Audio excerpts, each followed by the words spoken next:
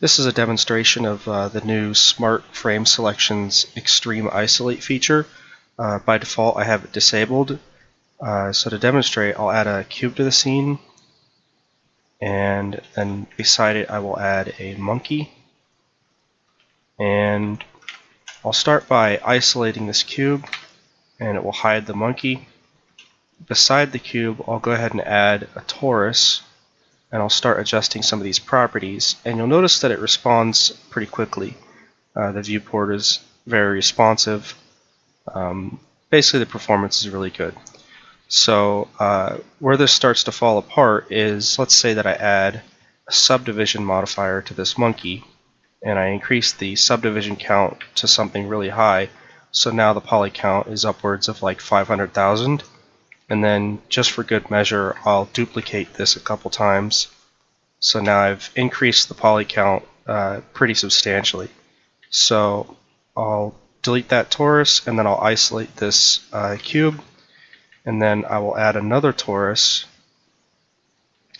And now when I adjust these properties, you'll notice that the viewport becomes very sluggish, and it basically takes like, half a second to a second for the properties to basically adjust the operator. And so these, just to demonstrate, this is the stock way of adding objects in Blender. I'm not using any add-ons for adding objects. So basically, everyone should be affected by this. And it doesn't matter what you add. You could add a cube to the scene, and you'll notice that changing the size of the cube from the operator is quite laggy. So now I'm going to turn on the Use Extreme Isolate feature, and you have to be careful when you use this, because when you isolate an object, what it's doing is it's telling every other object in the scene to basically disable and viewport. And if I isolate, it'll isolate pretty quickly. Every other object disappears very quickly. But if I unisolate, then it will take a second for the scene to refresh, because it's having to essentially rebuild every object in the scene. So for very large scenes, you want to be careful with this. But the benefit of this is, if you have this enabled and you isolate an object, next time you add a torus or a cube or anything like that, I'll just add a torus, and then I start adjusting these properties, you'll notice that it responds very, very quickly.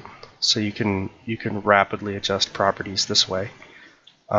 Same is true if you add just a regular plain Jane cube, increase its size, you'll notice it's very fast.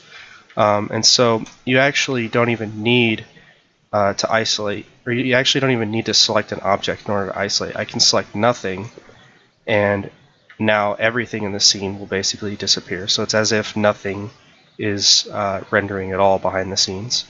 And I can still add just about any object in here. I can add an icosphere, adjust its radius and subdivision count, and it's basically about as fast as you're going to get without having to delete every single object in your scene. And so you can unhide and isolate objects very quickly. And just to also drive home another point with this add-on, you can go into edit mode, you can select some faces, and then you can isolate those faces. And the same applies here. If you add, say, a cube, that should also respond extremely fast. So as long as you have this Extreme Isolate feature enabled. So it's basically just a big performance feature, and hopefully you find it useful.